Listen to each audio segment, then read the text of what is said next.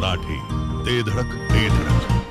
नमस्कार, मी सुषमा जोशी आणि आपण पाहताय जिओ मराठी न्यूज. ईश्वरपूर, वाळवा, आष्टा आणि ईश्वरपूर भागातील स्थानिक बातम्या पाहण्यासाठी जिओ मराठी ईश्वरपूर या चॅनेलला आत्ताच सबस्क्राइब करा आणि बेल आयकॉन वरतीही क्लिक करा.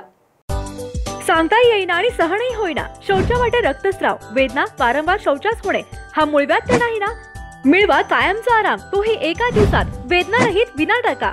मूळव्याधीवर औषधोपचाराबरोबर लेझर व इंजेक्शनची खास सुविधा देणारे विट्यातील पहिलेच हॉस्पिटल डॉक्टर बंडगर यांचे मूळव्याध स्पेशालिटी हॉस्पिटल, अनुराज हॉस्पिटल शेजारी, एससी स्टँडच्या बाजूला, खानापूर रोड, विटा. आष्टा सांगली रस्त्यावर स्कॉर्पिओने दिलेल्या धडकेत एक जण ठार झालाय.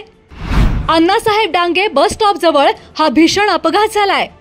या अपघातात आष्टा येथील नंदकुमार घस्ते यांचा मृत्यू झालाय.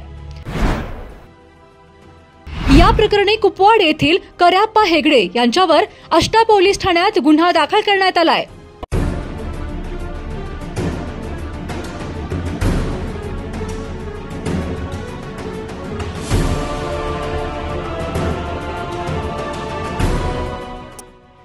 आष्टा सांगली रस्त्यावरील अण्णासाहेब डांगे बस स्टॉप जवळ भरधाव स्कॉर्पिओने दिलेल्या धडकेत रस्ता ओलांडणारा पादचारी जागीच ठार झाला आहे. या भीषण धडकेत आष्टा येथील अण्णाभाऊ साठे सोसायटी येथील रहिवासी असणारे नंदकुमार विष्णू घस्ते वय 55 वर्षे हे ठार झाले आहेत. या प्रकरणी सूरज नंदकुमार घस्ते यांनी आष्टा पोलीस ठाण्यात फिर्याद दिली आहे. त्यानुसार कर्याप्पा कासाप्पा हेगडे वय 25 वर्षे राहणार कुपवाड, तालुका मिरज याच्यावर गुन्हा दाखल करण्यात आला आहे. याबाबत पोलिसांनी दिलेली माहिती अशी की शुक्रवारी रात्री 8:30च्या सुमारास नंदकुमार घस्ते हे आपल्या पत्नीसोबत रस्त्याने चालत निघाले होते. यावेळी आष्टा सांगली रस्त्यावर असणाऱ्या डांगे कॉलेज बस स्टॉप जवळील टीव्हीएस शोरूम समोरून रस्त्याच्या पलीकडे निघाले होते.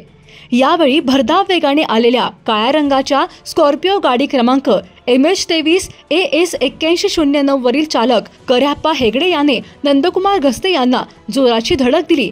या भीषण धडकेत नंदकुमार घस्ते गंभीर जखमी झाले. यानंतर जखमी घस्ते यांना तातडीने उपचारासाठी हलवण्यात आले, परंतु उपचारापूर्वीच त्यांचा मृत्यू झाल्याचे डॉक्टरांनी स्पष्ट केले.